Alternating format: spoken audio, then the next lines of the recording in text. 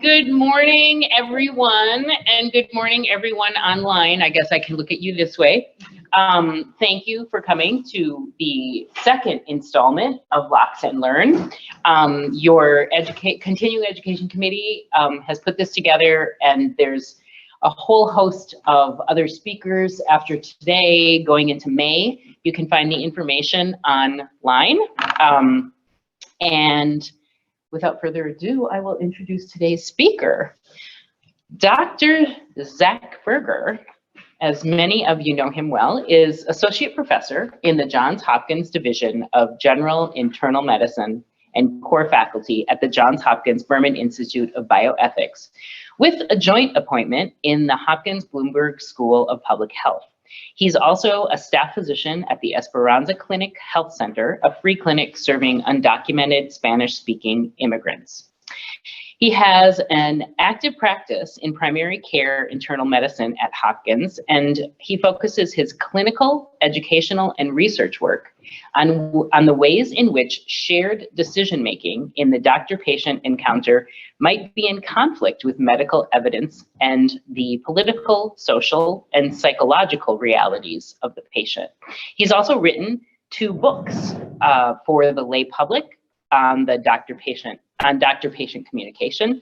And with all of that said, we are very grateful that he's carved out time from his schedule to be with us here this morning. Thank you. Welcome. Thank you, Melissa. Everybody should have a radio professional give their introduction. So today is going to be about reading and thinking and discussing together. And really what I have in mind today is more introducing ourselves to questions that we should think about rather than presenting a full set of solutions. And the general topic today is how Jews and non-Jews can work together to improve and to achieve health justice. And we're going to start from the earliest days of our tradition and bring it forward to today, realizing or maybe understanding that some of the issues continue to be important and have not been solved even at this late date. And so before we get into our text, and we're going to be in small groups discussing and then coming back together to share our impressions after each set of texts. Before I do that, I want to say, sort of understand how we're going to approach these texts, and that is, since we're talking about Jews and non-Jews, I would like us to think about them from Jewish and non-Jewish perspectives. So here at Beth Am, either in the room or online, we have Jews and non-Jews. We're either Jewish and perhaps, or non-Jewish, and our coworkers, friends, relatives, spouses, children are Jewish or non-Jewish. So trying to think about these issues from both sides or from both perspectives, I think, is very important. And with each text we're going to discuss, there's a prompt. And when we look at the prompt and the text, I want you to think about what this text is saying to me, but I also want you to use that as a jumping off point for your own perspectives and reflections and thoughts. So we're not hewing directly to the text, but we're trying to think about how the text says something that means something to us and what it says about our own impressions. So the first set of texts I'd like us to read and discuss comes from the classic Jewish rabbinical tradition of the Mishnah and the Talmud, more or less, the Mishnah more or less in the year 200 CE, and the Talmud more or less between the years, its composition concluded more or less in the year 600 to 800 CE of the Common Era.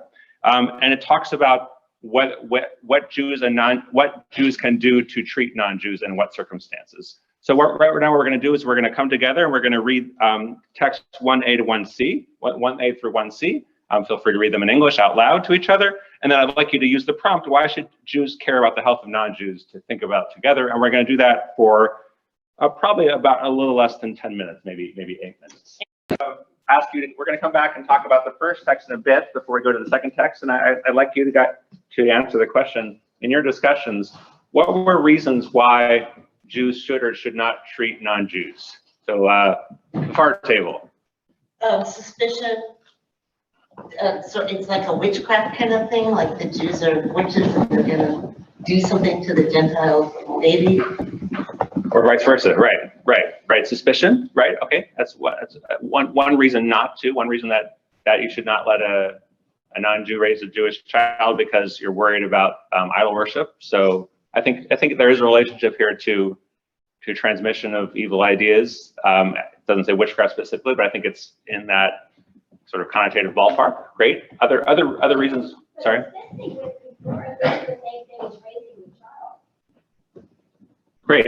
Okay. Yeah. So even being in that relationship of helping with the child, the childbirth, even if it's not child rearing, is enough to raise that specter of suspicion. We have a couple of comments from these folks. Steve Snyder says, I cannot imagine refusing to help someone because they were the wrong type of person, such as an idol worshiper, or even if they were a QAnon devotee. And then Justin Fair says, I can understand worrying about payment as a means of anti-Semitism and owing debt, but not ethically refusing to help or provide aid. Great. So we're seeing how these texts raise moral quandaries related to principles that we hold dear about equality and not abandoning the people in need. So those are important comments. So reasons why you might want to treat non-Jews. What are some reasons we've seen in these texts? The near table. To improve relations. Okay. So and the phrase used in the English or in the Hebrew was. Yeah, so fostering peace. So it's one could understand this as an instrumental reason for doing so. You want to treat non-Jews because you want to reach peace in that way, and it leads to a better society. Or you could understand it perhaps as a primary virtue, that the reason you're doing it is for peace, and that matters in itself. So what's another maybe less sublime reason that you guys encountered to treat non-Jews? Makes money. Makes money, right? So making money, right? You got to make a living. Well, if you can help them. What's that? Helping someone if you can help them, and if they're in need of medical help, and you're able to do that. Yeah, so that's I think that's a primary, for most of us, a primary, a priori moral good that we want to treat people who are in need. I don't think that's present in this text, but that's I think a thing one should do, right? But what's another reason about why? Another maybe negative reason why you should treat non-Jews. Aaron has a comment. Yeah. Aaron, can go ahead. Yeah, I would just say we would want to be treated if we were ill. We would want to be treated by others. And Okay, so if Aaron, I'm sorry, you're not coming through. Okay. And I don't know why. I will type it. It's probably clunky to type it. Sorry. Oh. Okay. Yeah. I'm sorry. Oh. Is there a response in the chat maybe to it? Yeah, Aaron, if you want to kind of write the gist of it in the chat, and I will work to remedy. Oh, wait. We can hear him on the Zoom. No. Cancel. To use the speaker. Never mind. Okay. He's typing. Okay. Yeah. You think that the relationship between Jew and non-Jew in each scenario has to do with how non-Jews are described in each one, because they don't use the same description in the two times in Avodah Zarah or in Gittin. In Gittin it really is goyim, but in the other two there's an assumption of idol worship, and that there's making a distinction between idol worshippers and non-Jews even within the category of non-Jew. Yeah, thank you for that. That's a great point. In fact, this is reflected, which we're not going into, but it's reflected in the later halachic literature. So some of you folks might have heard of the Meiri,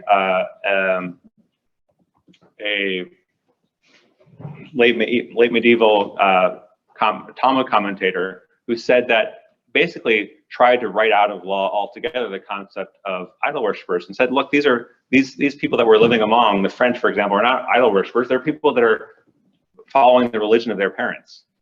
And so we're not among idol worshippers. And he said, well, these people that we're among are people worthy of treatment. So So there's definitely a bifurcation of understanding who you should not treat and who you should treat. That some people are worthy of being treated and some people are not worthy of being treated because of the type of non-Jew they are. And Aaron's comment is, we would wish to be treated by others if we were ill, so we want to establish a principle of reciprocity.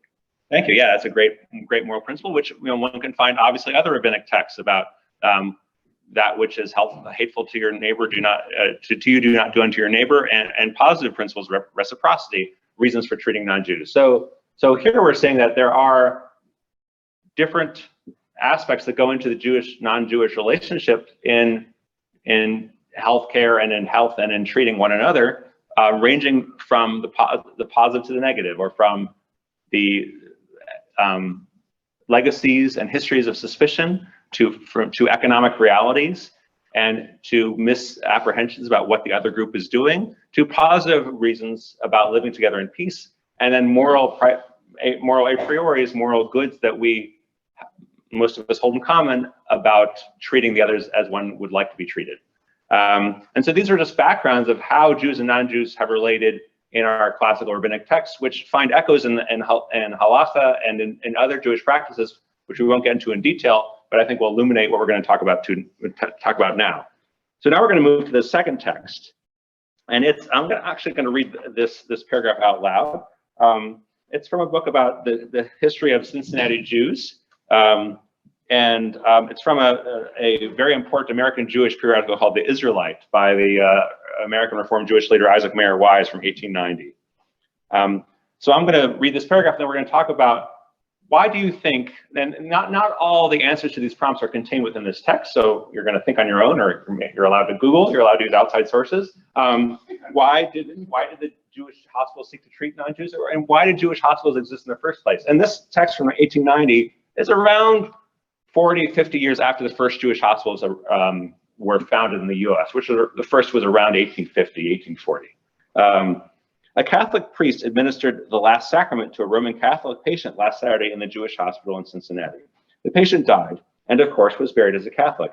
This is not wonderful, as many Israelites died in Catholic hospitals and were buried according to Jewish rites. Remarkable in this case is that the patient, a lady of wealth, preferred the Jewish hospital, and that the priest went to her in that place.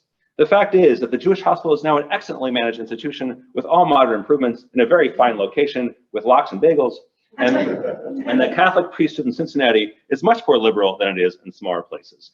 In smaller places, like Cincinnati was one of the nation's largest metropolises in the late 19th century. So we're going to have maybe six minutes of discussion of this text. Why did the first Jewish hospitals seek to treat non-Jews, and why did Jewish hospitals exist, do you think, in the first place?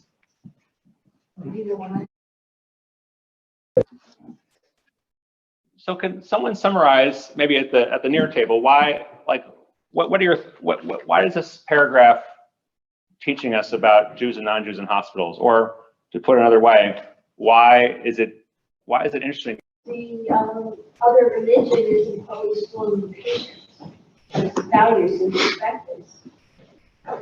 And another comment that was made is that Jewish physicians weren't hired in Catholic hospitals. Or not just Catholic hospitals, Christian, a lot of hospitals. Yes, I said a lot of reasons people, like non-Jewish people, went to Jewish hospitals. My hometown in New Jersey was their doctors were Jewish, and they couldn't practice in the general hospital or the Catholic hospital, but even more the public hospital, the general hospital. So the patients would follow their doctors, and their doctors were required in hospital, the Jewish hospital, they came there. Yeah, right. That's a great point, and it's interesting to realize that persists or has persisted, right? And that restrictions on who can practice and how, maybe not frankly on the basis of religion, persist to the present day. I'll just briefly, an anecdote is that a patient of mine once, an African-American, a non-Jewish person once said to me that I really love going to Jewish doctors. So, which is definitely a double-edged sword, right? It was meant as a compliment, right? Like that's why she was coming to see me, because I wear yarmulke and I identify with Jewish, right?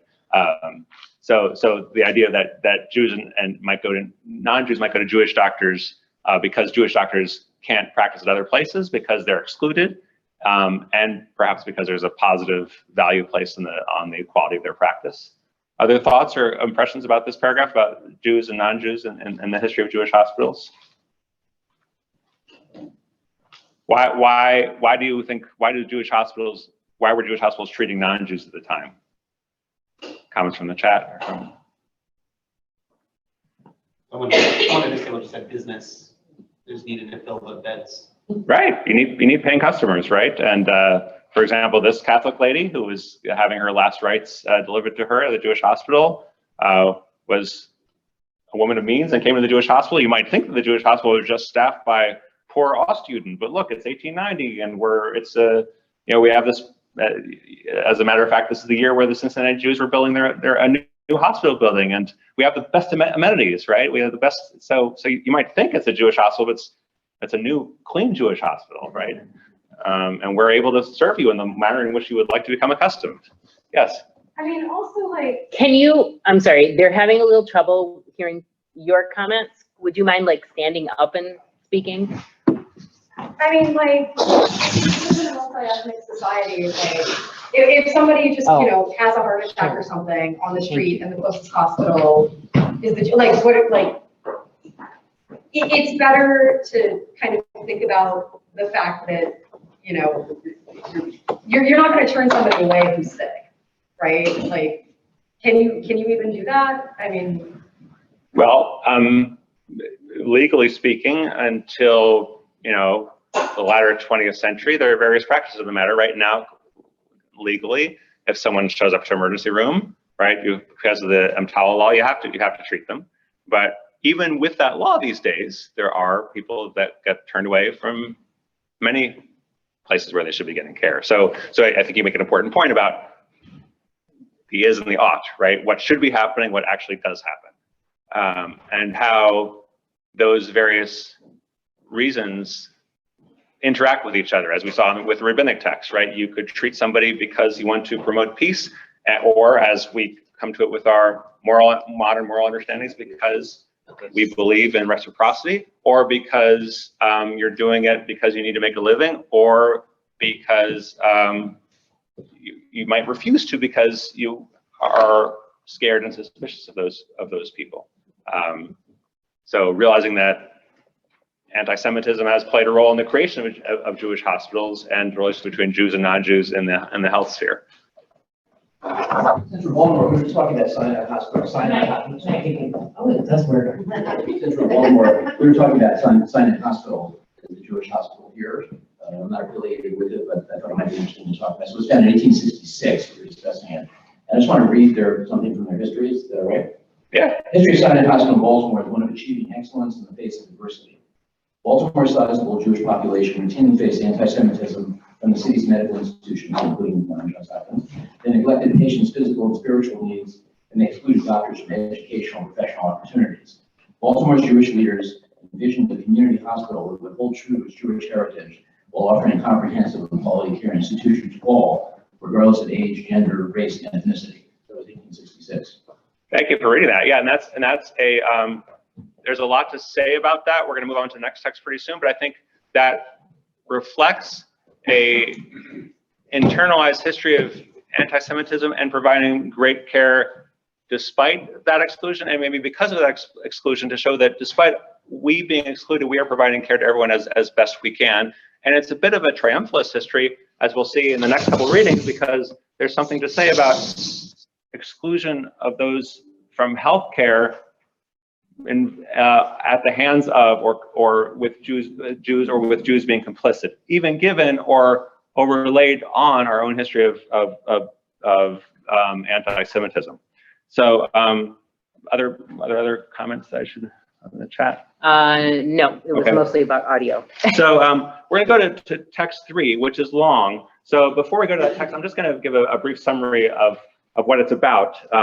Not to make you read both paragraphs out loud together, but maybe you could look at the paragraphs as I talk about it. And it's about a kind of Baltimore or Baltimore-related Jewish family history. And the story starts with the Hospital Survey and Construction Act of 1946, the Hill-Burton Act. And the Hill-Burton Act provided lots of money to basically build hospitals in underserved communities. It was a gesture towards, or a major move forward towards, what we would call today health equity, with all that implies. And just as equity might leave certain groups out of the mix.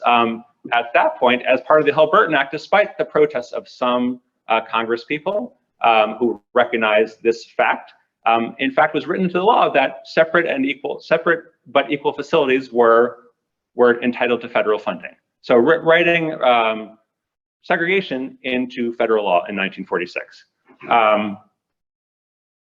Fast forward to 1962, when a dentist in, I think, Greensboro, South Carolina, also happened to be part of the NAACP Legal Defense Fund, had an African-American patient whose name I could not find, actually, with a dental abscess, and an African-American patient, and went to 2 hospitals in Greensboro to get this person treated.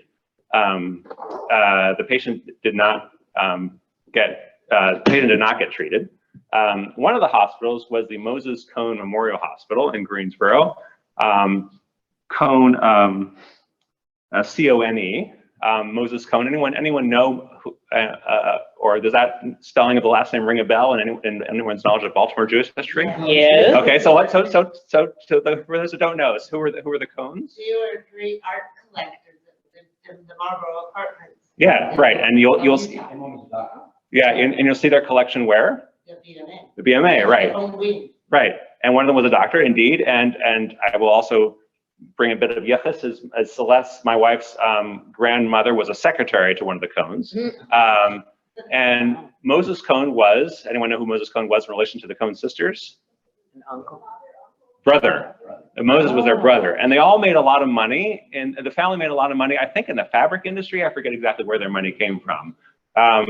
And at some point, with this money, Moses Cone opened a hospital, which was, and I in fact did not find anywhere that it was originally founded as a Jewish hospital, but because of the family and because of whose money and name was behind it, I think it was understood to be a Jewish hospital, which as of 1962 was not treating Black people, or at least wasn't treating this particular African-American person as part of a larger pattern or practice. And the NAACP brought suit. I'm sort of quailing to talk about this case in front of civil rights law experts, but anyway, what happened was the trial court declined to find there was any issue. The Fourth Circuit found that, in fact, the practice of the hospitals contravened the Equal Protection Clause of the 14th Amendment. The Supreme Court declined to hear the case. So what happened in the end was that the finding of the appeals court, that is, that the hospitals could not act this way, was only applied in the Fourth Circuit, which I think includes Maryland. But as a matter of fact, sorry? Oh. Max was raising. I was just saying you are correct. Sorry, Max. I cannot get them to be heard. Can fix it a little bit. Okay.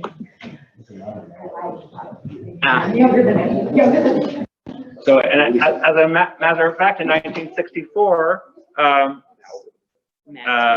separate and equal facilities were no longer legal, so this legal case was no longer relevant. Can Max make a quick comment? Yes, please. This should work now, Max. No, it was such a small thing. I was just confirming that Zach's correct that the Fourth Circuit includes Maryland. Thank you. Thank you, Professor. Okay. I'll take that. Anytime I don't make a mistake, I like to be reminded of that. So now we're going to break out rooms for. Now we're going to break out rooms for, let's say, 5 minutes, and the prompt is, how did the Hill-Burton Act, this act that gave a lot of federal money to hospitals, how do you think it might have affected Jewish hospitals?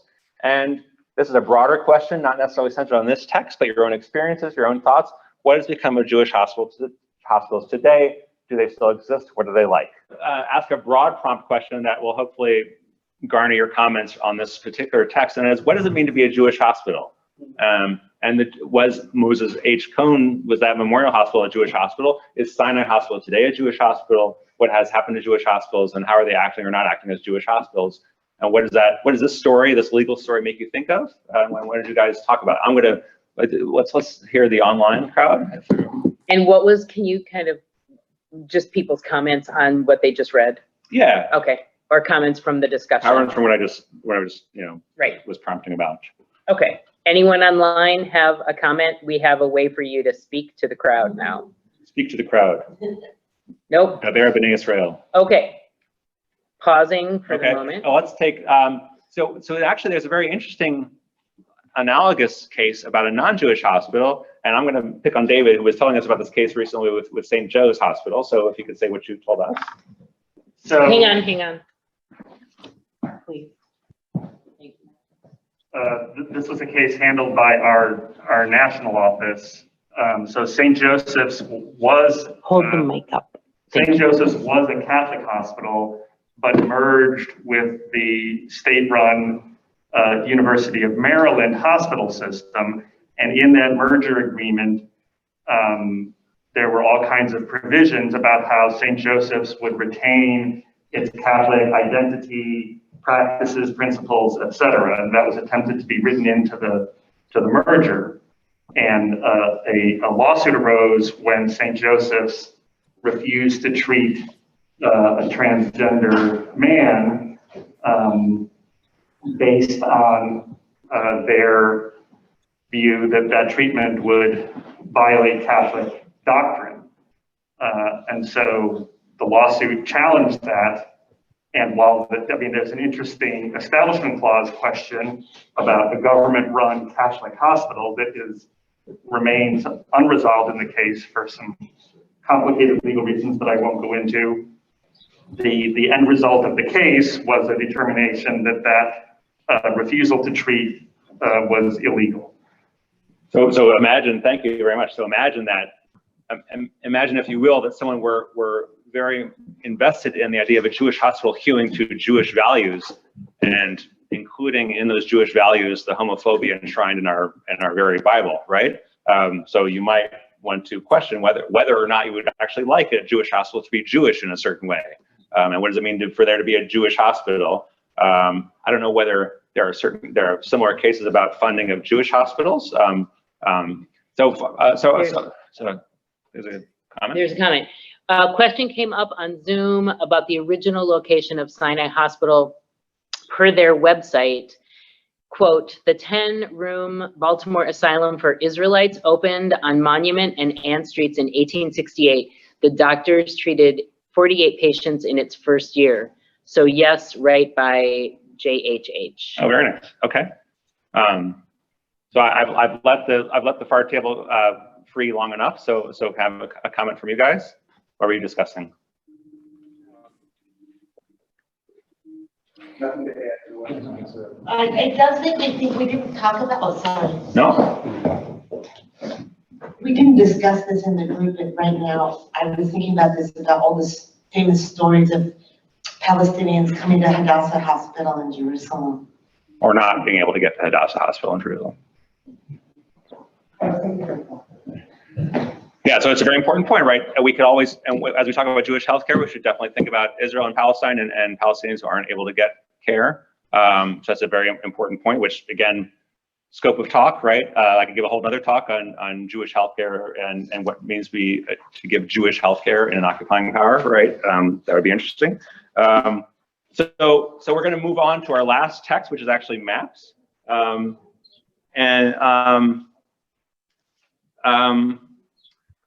So the segue here is thinking about the trajectory of history that we've just seen in our brief time together, thinking about the sort of self-understood or the obvious understanding that you don't want to treat non-Jews because they're going to gang up on you and they're going to be idol worshippers and they're suspicious of you, to maybe, not that I believe in moral progress necessarily, but to another understanding that you might like to treat them because they're fellow human beings, right?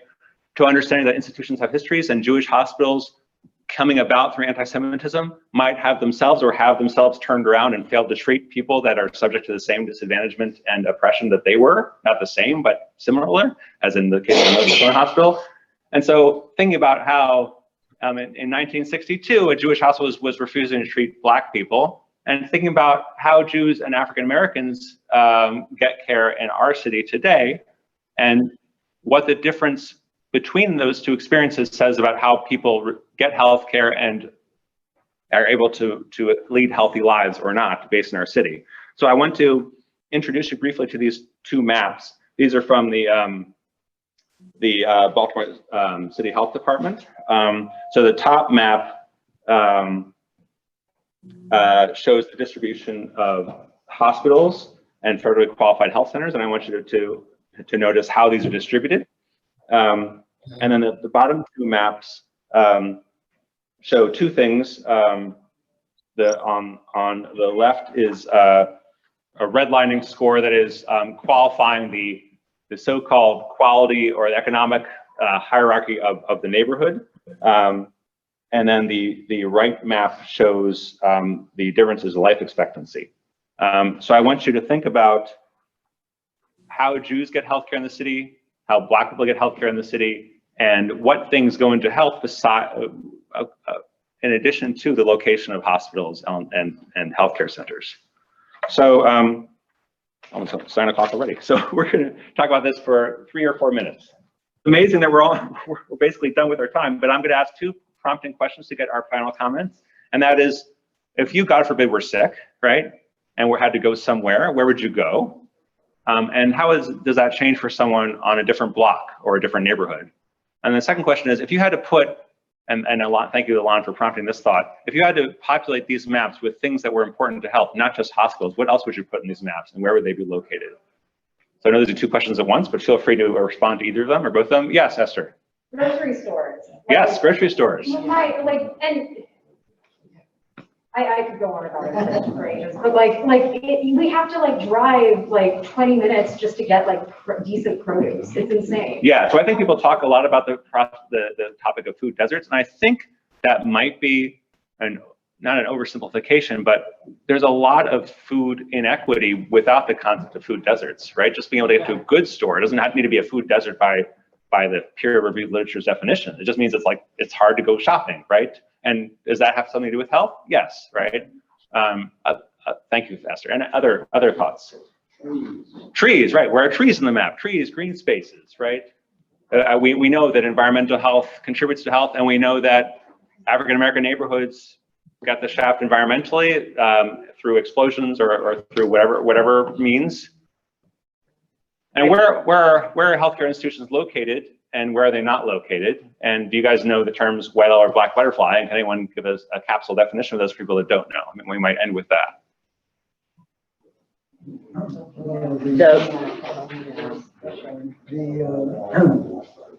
The location of hospitals, however, looks like it's concentrated.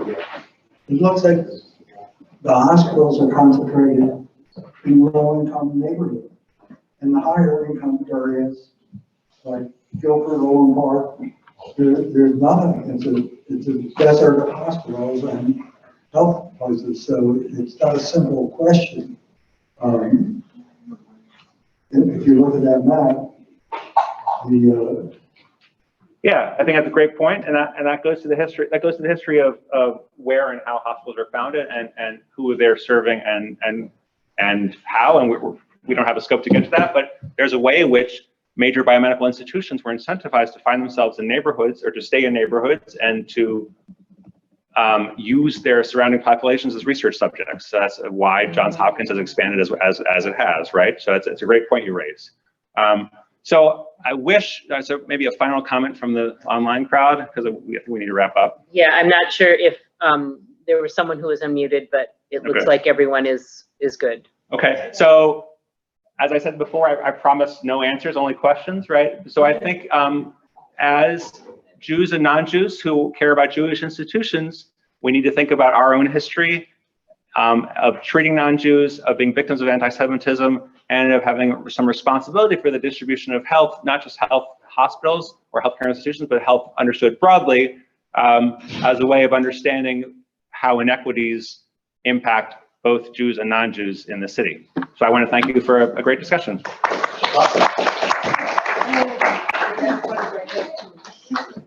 And our next talk is in 2 weeks. The whole list is on the Beth Am website. And thank you for coming. And thank you, Zach.